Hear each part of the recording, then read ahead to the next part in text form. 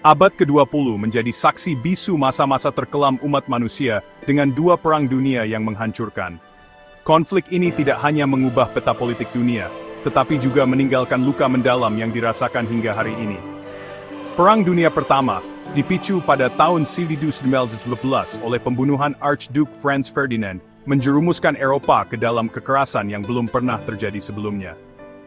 Negara-negara besar terlibat dalam perang yang berkepanjangan dan mengerikan. Gencatan senjata tahun 1919 membawa perdamaian yang rapuh, tetapi benih konflik lain telah ditaburkan. Banyak kota hancur dan kehidupan berubah selamanya.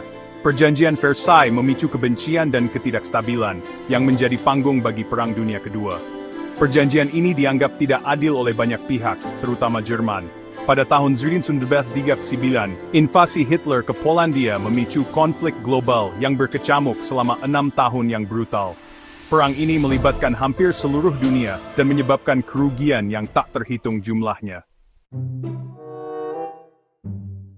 Untuk memahami kehancuran akibat Perang Dunia, kita harus menggali penyebabnya. Nasionalisme mendorong persaingan sengit di antara kekuatan-kekuatan Eropa, menciptakan atmosfer yang bergejolak. Imperialisme semakin memperburuk ketegangan karena negara-negara bersaing untuk mendapatkan kerajaan kolonial. Perjanjian Versailles memberlakukan reparasi yang keras terhadap Jerman, memicu kebencian. Kebencian ini, ditambah dengan depresi ekonomi global, menciptakan lahan subur bagi ideologi ekstremis seperti Nazisme. Perang Dunia Pertama melepaskan pusaran kekerasan yang selamanya mengubah peperangan. Perang Parit muncul sebagai ciri khas, dengan senapan mesin, artileri, dan gas beracun mengubah medan perang. Pertempuran Somme menjadi contoh kengerian Perang Parit. Perang Dunia Kedua menyaksikan pertempuran yang terjadi di berbagai benua, dari Normandia hingga Asia Tenggara. Pertempuran Stalingrad menjadi bukti nyata kerugian manusia akibat perang. Di Pasifik, kampanye lompat pulau dan pertempuran laut menjadi ciri khas konflik. Para pemimpin muncul, membentuk jalannya perang, dan mengukir sejarah dengan keputusan-keputusan mereka yang monumental. Mereka meninggalkan jejak yang tak terlupakan dalam sejarah, baik dalam kemenangan maupun tragedi. Dalam Perang Dunia Pertama, tokoh-tokoh seperti Woodrow Wilson, David Lloyd George, dan George Clemenceau memainkan peran penting dalam menentukan arah perang dan perdamaian. Wilson memperjuangkan visi perdamaian yang adil dan abadi, melalui Liga Bangsa-Bangsa. Perang Dunia Kedua menyaksikan munculnya diktator terkenal seperti Adolf Hitler, Benito Mussolini, dan Kaisar Hirohito, yang membawa dunia ke dalam kegelapan.